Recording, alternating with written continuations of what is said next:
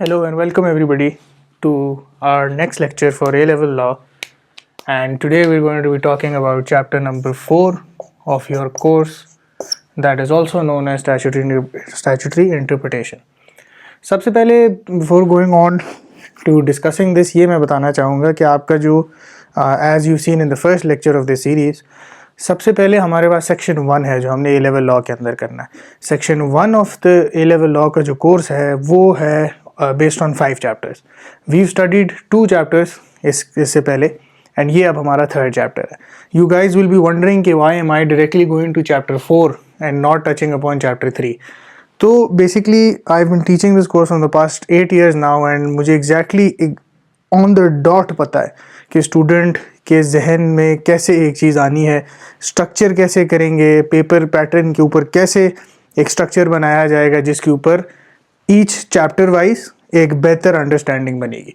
So in my experience what I have noticed is कि अगर student सबसे पहले चैप्टर 2 करता है, चैप्टर 4 करता है, चैप्टर 5 करता है एंड फिर आता है चैप्टर 3 की तरफ, दैट उसका रिजल्ट ही अनपैरेलल्ड है. So I do take a bit of credit in this कि ए लेवल लॉ को रेवोल्यूशनराइज करने में मेरा इसमें बहुत बड़ा हाथ है कि जो स्ट्रक्चर है and making life easy for the student, इसमें मैंने काफ़ी काम किया. So let's directly without wasting more time get into the chapter जो है हमारा चैप्टर नंबर 4, जिसका नाम है स्टैट्यूटरी इंटरप्रिटेशन. अब if you open up the book for this chapter तो ये बहुत लेंथी चैप्टर है, and as we saw in the last lecture I don't like to put too much pressure on the student and extra legal jargon देकर information that is not important from the examination point of view.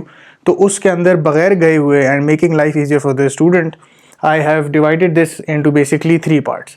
हमारा सबसे पहला part है rules of interpretation, right? The second part deals जो इसके बाद आता है, that is rules of language, and then the third part that we will discuss today is the A2 interpretation. अब इसके अंदर द फर्स्ट पार्ट के अंदर 2 सबसेक्शंस है. दिस इज सबसेक्शन ए जिसमें हम रूल्स में जो 3 रूल्स हैं वो पढ़ेंगे, एंड देन बी जिसमें हम अप्रोचेस पढ़ेंगे, स्टैट्यूटरी इंटरप्रिटेशन की अप्रोचेस क्या है. So without further ado, before I move on, मैं 3 टर्म्स को यहाँ डिस्कस करने लगा हूँ. दीज 3 टर्म्स रिपीटेडली आपको पूरे ए लेवल लॉ के कोर्स में आपके सामने आएंगी, एंड ये 3 टर्म्स को आप my mother used to say इसको घोल के P low. So you need to get a firm grip on these 3 terms. ये आपके बाइंडिंग प्रेसिडेंट के चैप्टर जो इसके बाद है उसमें भी बहुत इंपॉर्टेंट है. So the first term that we are discussing is stare decisis. Stare decisis जो है एक लैटिन टर्म है जिसका मतलब है stand by previous decisions. In very simple terms, जो हमारा लीगल सिस्टम है वो चलता है प्रेसिडेंट के ऊपर. अब प्रेसिडेंट का क्या मतलब है? सबसे पहले if a case is decided let's say in 2000s, right? and let's say the case is about fraud. let's say किसी ने किसी का प्लॉट ले लिया, right? तो let's say इस्लामाबाद में किसी ने किसी का प्लॉट ले लिया, उसके ऊपर केस हुआ, रिकवरी हुई एंड पेमेंट उसको उस फ्रॉड के ऊपर रिलीफ उसे मिला.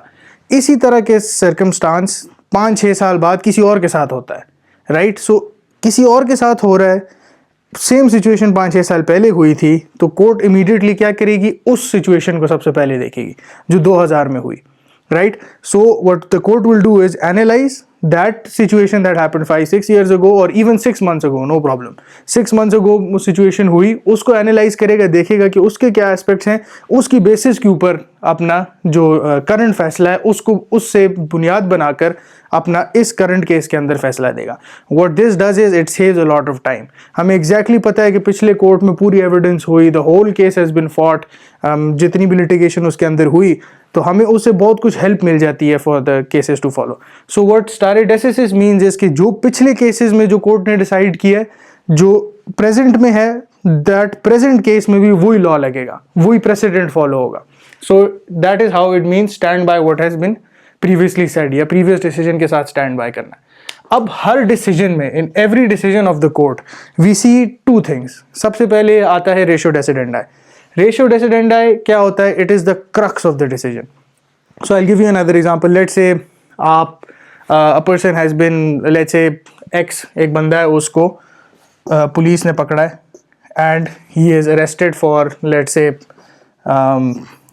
Physical injury to Y. ठीक, अब कोर्ट पूरी एविडेंस देखेगी, पुलिस वाले को बुलाएगी, सस्पेक्ट को बुलाएगी, जिसके ऊपर जो हार्म हुआ है, जो इंजरी जिसको हुई है एक्स को, उसको बुलाएगी and they will evaluate the whole case and then come to a conclusion. तो कंक्लूजन में legal judgments are very simple. उसमें ये नहीं होगा कि X is guilty, Y is guilty for this many years, नहीं, वो एक प्रॉपर जजमेंट होती है that can go up to 200 pages as well. तो मैंने ऐसी भी जजमेंट ब्रेक डाउन की हैं कि 200 पेजेस की भी होती हैं। In Pakistan common practice is about 10-15 pages और गुड जजमेंट टू बी। तो वो 10-15 पेजेस में दो, it's divided in two parts. One is the ratio decidendi. The ratio decidendi is the main crux of that judgment. So let's say if the person has been guilty for 5 years, right, ये आपका ratio डेसिडेंडा आ जाएगा। This is the main जो crux of the decision. इसके बाद आपका आता है दूसरा कॉन्सेप्ट, ऑर्बिटर डिक्टम। इसी उसके अंदर जो कोर्ट और बातें करती है, सो 5 साल बोल दिया, सो लेट्स से द कोर्ट सेज के इंजरी हुई थी बाय नाइफ, तो हम 5 साल सजा दे रहे हैं। This is the ratio decidendi. If the court adds extra remarks saying कि अगर ये गन से शॉट हुआ होता तो मैं 3 साल सजा दे देता, so this is your obiter dictum, the comments added to the main judgment, the main decision वाला पार्ट। सो इस सेंस के अंदर जो ऑर्बिटर डिक्टा होता है that is used in other cases. So अगर अगले साल या अगले 6 महीने बाद अगर कोई केस आता है जिसमें सेम इंस्टेंसेस हैं एंड उसमें नाइफ के बजाय गन यूज हुई हुई है, राइट, तो हमारे पास जज क्या करेगा, कहेगा 6 महीने पहले एक जज ने अपने एक्स्ट्रा कमेंट्स में ऐड किया था कि इफ बाय गन है we are going to punish the person of 4 years not 5 years, तो वो उसको एज अ प्रेसिडेंट यूज करके फॉलो करता। So these are the extra remarks, orbital dictum. अच्छा, so once I hope this is clear. Now let's go on to the syllabus. This is so if you get a question on statutory interpretation, maximum 1 paragraph covering all of these 3 points. There are many different ways in which teachers take this, but the approach that I am telling you, I guarantee you that you're going to get a great grade by following what I am telling you.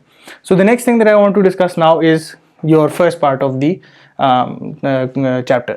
Rules of interpretation. सबसे पहले आता है literal rule. Literal rule in very simple terms is that once you एक जज एक फैसला करता है, वो फैसला किसकी बेसिस पे करता है? सो द जज looks at the law, right? The law will straight out tell you that let's say if a law says that all blue eyed babies must be killed, right? All blue eyed babies must be killed, ये law है। जो literal rule follow करते हैं जजेस, जो literal rule को follow कर रहे हैं, वो क्या करते हैं, वो डायरेक्टली कहते हैं अच्छा ये लिखा हुआ है, this is the letter of the law, we are going to follow it. They don't even consider it, they don't even interpret the statute. जो उसकी meaning on the face of it आ रही है वो वही फॉलो करते हैं। उनको कहते हैं द लिटरल रूल फॉलोइंग जजेस, जो लिटरल रूल को फॉलो करते हैं। अब रूल्स होते हैं कुछ इस तरह के इंटरप्रिटेशन में, जिसमें सबसे पहला रूल मैंने आपको बता दिया लिटरल रूल। अब आप पूछेंगे interpretation of what? So this is the interpretation of law. Law को इंटरप्रेट करने के कुछ रूल्स हैं। आपके पास कोई कानून सामने आ रहा है, आपने इसको इंटरप्रेट करने के लिए कुछ रूल्स बनाए। सो वो rules basically are divided into 3 category. सबसे पहला रूल हमारा आ गया लिटरल रूल, जिसमें द जज does not go into detail of the law. जो उसके सामने आ रहा है उसकी लिटरल मीनिंग के अंदर वही उसको वो डिसीजन करता है and moves on. The second rule that we have over here is the golden rule, right? अब इसी मिसाल को अगर लेते हैं, all blue eyed babies must be killed, तो इफ अ जज is following the literal rule, right, if he is following the literal rule, इसका क्लियर ये मतलब है कि जो भी ब्लू आइड बेबी पैदा होगा उसको मारा जाएगा। अब is this leading to an absurd result? Is it leading to absurdity? Absolutely. Blue eyed babies का कानून जो है, it's a very famous example in law. So absurdity हो रही है, तो अब जज क्या करेगा, उसके अंदर थोड़ी सी लीनियंसी लाएगा। वो क्या करेगा, he will try and understand कि लॉ का मकसद क्या है, या what is the law trying to achieve here, right? उस सिचुएशन में जो लीनियंट रूल है, स्लाइटली लीनियंट रूल है, गोल्डन रूल है। तो गोल्डन रूल का अगर मैं आपको क्रक्स बताऊं, you start off with the literal rule. A जज that is following the golden rule, he starts off with the literal rule, वो लिटरली लॉ को पढ़ेगा, उसकी वर्ड बाय वर्ड मीनिंग देखेगा, कहेगा अच्छा इसकी exact word to word meaning ये है कि all blue eyed babies must be killed, right, word to word देखेगा. अब what will a golden rule following जज डू? ही विल सी कि ये एब्सर्डिटी पे आ रही है बात, this law is leading to an absurd result. तो वो क्या करेगा? He will try to interpret the law in a manner, he will try to interpret the law in a manner in which absurdity कम हो जाए, right. So let's से इसकी एक मिसाल दे देता हूँ. Person for robbery will be guilty for up to 5 years, right. अब लिटरल जज है, वो कहेगा रॉबरी की 5 साल सजा है, मैं 5 साल सजा दे रहा हूँ, राइट. अब एक 10-20 हज़ार रुपए की चीज़ की रॉबरी पे अगर आप 20 हज़ार की चीज़ के ऊपर आप 5 साल सजा दे रहे हैं, this will lead to absurdity. तो लिटरल रूल वाला जज क्या करेगा? वो 5 साल सजा दे देगा, कहेगा convicted for 5 years. He will not even go into the letter of the law. Whereas a person who is following the golden rule, the slightly more sensible approach, वो क्या करेगा? वो उसके letter of the law में जाएगा and he will say guilty for robbery up to 5 years, as in 0 months से लेकर 5 years तक सजा है. तो वो उस 20,000 की रॉबरी पे प्रॉबली शायद 6 महीने सजा दे दे, 3 months सजा दे दे. So he will look into the rule and main उसका फोकस होगा टू अवॉइड एब्सर्डिटी. इसके मेनी केसेस हैं, you get a lot of cases on this, but some of the ones that the one that I want to focus on is the HM forces वाला case, Adler George वाला case. इसमें very briefly case के facts बहुत simple थे.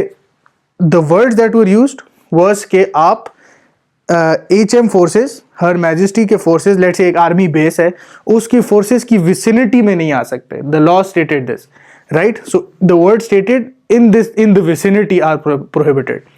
अब क्या हुआ? एक बंदा आया जो एक्चुअल बेस में आया, right. So if I draw an example, let's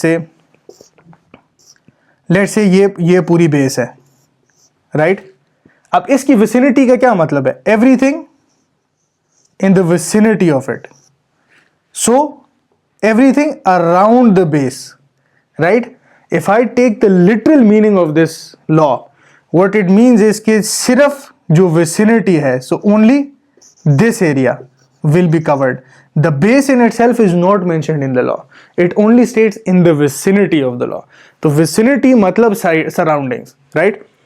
जज ने क्या बोला कि मैं अगर लिटरल रूल लूंगा, लिटरल अप्रोच लूंगा, तो इसका ये मतलब है कि बेस इन इटसेल्फ की बात नहीं हो रही, सिर्फ विसिनिटी की बात हो रही है, सिर्फ सराउंडिंग्स की बात हो रही है, नॉट एक्चुअली बेस के अंदर की एक्चुअली बात नहीं हो रही. सो इन दैट सिचुएशन जज ने ये रूल किया कि नहीं, ये अब्सर्ड डिसीजन है. अगर तो विसिनिटी की बात हो रही है तो ऑब्वियसली घर के या बेस के अंदर की भी बात हो रही होगी.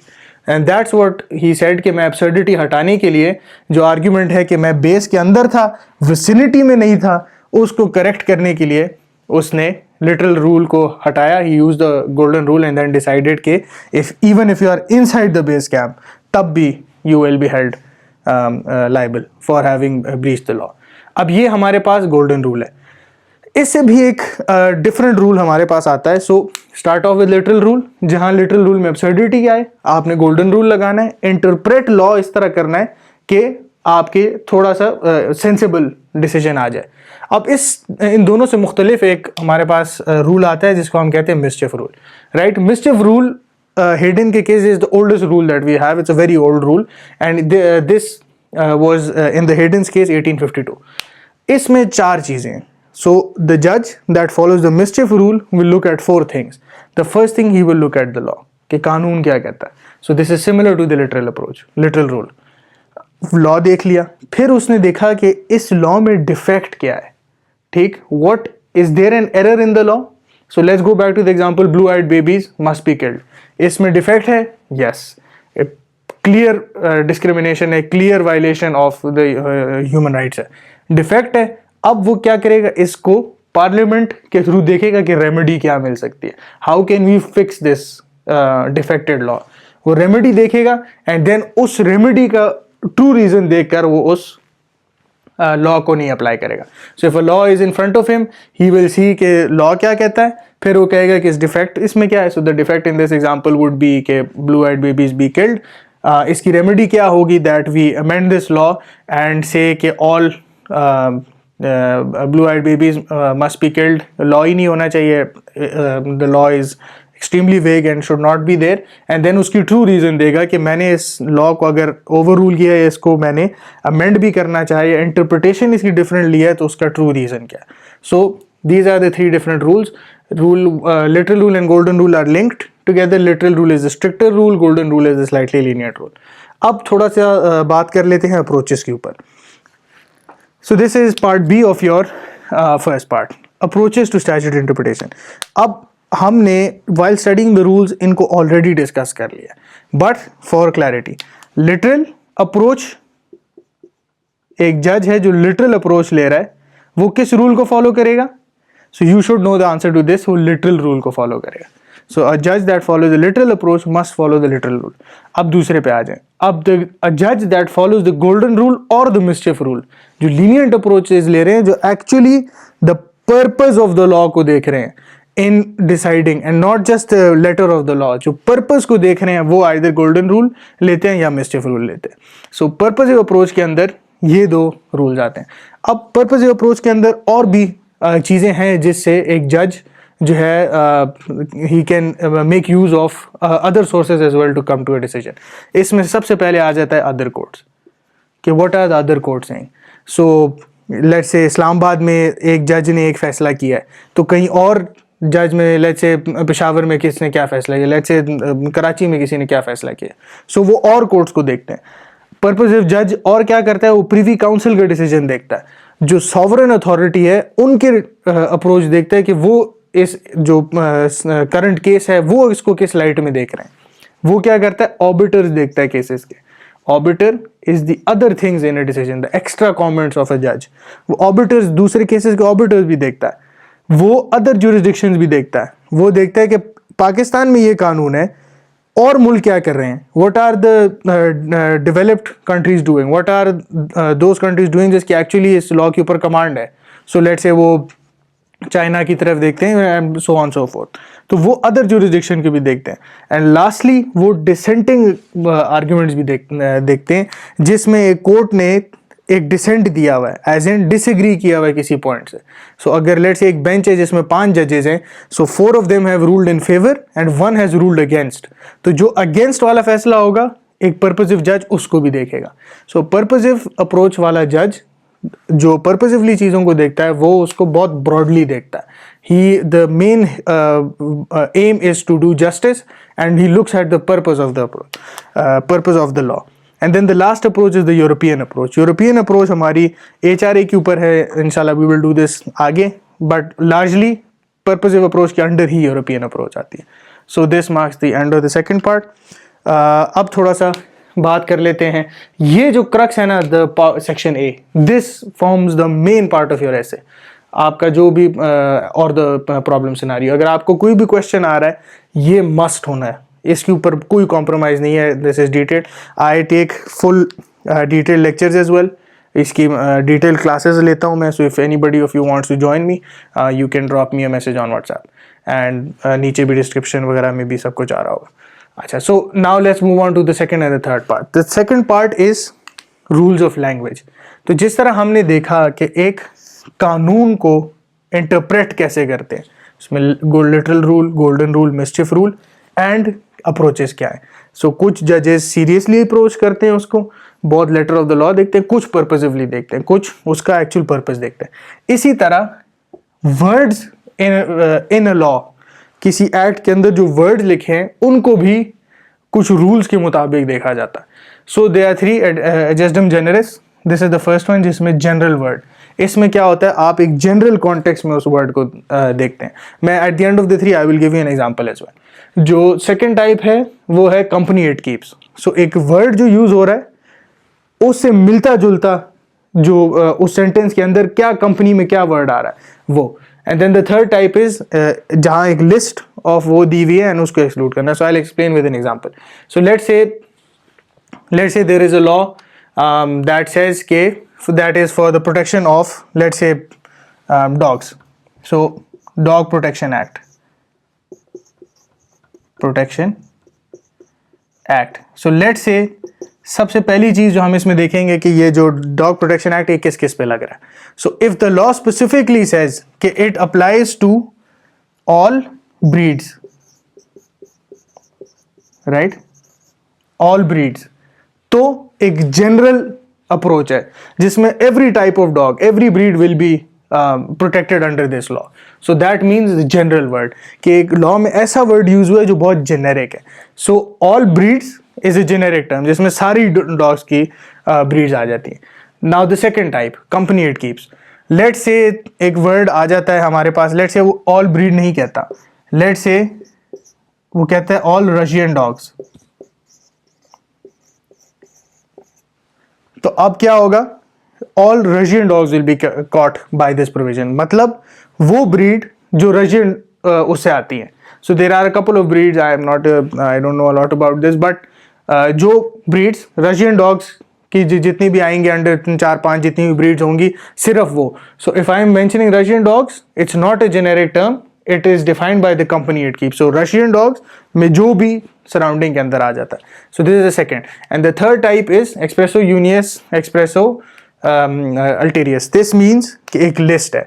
सो in this type what will happen is it will say shih tzus, shih tzus, Labrador, लैब्रा हो गया, and then so on so forth, Russian हो गया, जो सो ऑन सो फोर्थ। तो जो लिस्ट दी होगी ना, let's say just a list of 2 that this law only protect these breeds, let's suppose. तो इस breed and only these 2 will be protected by the law, it will exclude all others. So usually ये जहां एक list आ जाए आपके पास, you are bound by that list only.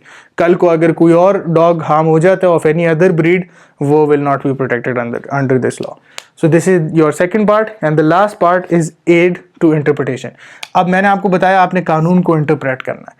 कानून को इंटरप्रेट करने के लिए हमारे पास कुछ तरीके हैं टू एड दैट इंटरप्रिटेशन। सबसे पहला तरीका है हमारा प्रीएम्बल। प्रीएम्बल का मतलब होता है, so basically every law has a preamble. वो लॉ के शुरू होने से पहले एक पेज के ऊपर एक इंट्रोडक्शन होती है ऑफ दैट लॉ। तो let's say dog protection act है, इसके प्रीएम्बल में लिखा होगा कि ये लॉ इस ईयर में बन रहा है and it is to protect the stray dogs on the streets of Islamabad और द स्ट्रीट्स ऑफ पाकिस्तान और सो ऑन सो फोर्थ। तो वो प्रीएम्बल में उसकी डिस्क्रिप्शन दी होगी। तो जब आप एक कानून को इंटरप्रेट कर रहे हैं और आपको हेल्प चाहिए, एक लॉ को आप समझने की कोशिश कर रहे हैं, तो सबसे पहले आपने उसका पहला पेज देखना है जिसको हम कहते हैं प्रीएम्बल। वो पहला पेज आपको मकसद बताएगा कि ये लॉ क्यों बना। दूसरी क्या चीज़ को आप हेल्प ले सकते हैं, टाइटल, के टाइटल खुद ही बता देगा कि कानून क्या है। सो डॉग प्रोटेक्शन एक्ट, इसमें खुद ही आपको टाइटल से पता लग गया कि प्रोटेक्ट किस चीज़ को कर रहे हैं। The third thing is headings. Her chapter the law is broken down into chapters and headings.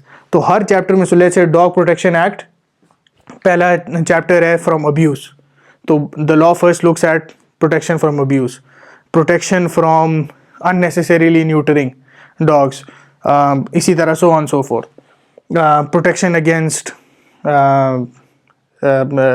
unnecessarily injecting the dog, so on so forth। तो इस तरह जो 5-6 चैप्टर्स बनेंगे उसके हिसाब से आप हेडिंग्स को देख सकते हैं।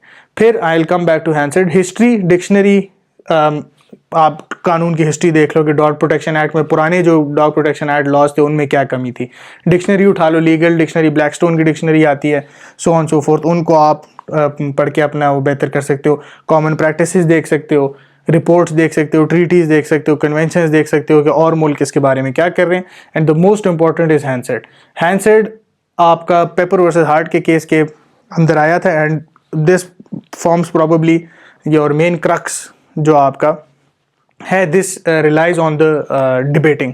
जब आप कोई लॉ पास कर रहे होते हैं, as we studied in the previous class, जब आप कोई भी लॉ पास कर रहे होते हो तो उसके अंदर डिबेट सेशंस होते हैं। So you convince the house कि आप इस लॉ को क्यों पास करना चाहते हैं, ये लॉ अच्छा है। तो वो जो भी आप डिबेट करते हो वो सारा ऑन पेपर आता है, उसके मिनट्स बनते हैं। तो you can also use that. And ये पेपर वर्सेस हार्ट में पहले you couldn't, but paper versus heart के केस में you are now allowed to take into account the parliamentary debates.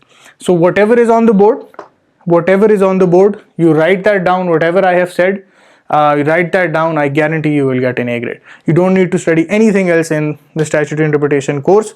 जो मैंने बताया आप उसको फॉलो करें, and I guarantee you कि आपका इसके ऊपर A star आएगा. One thing that I am most confident on is the past paper practice.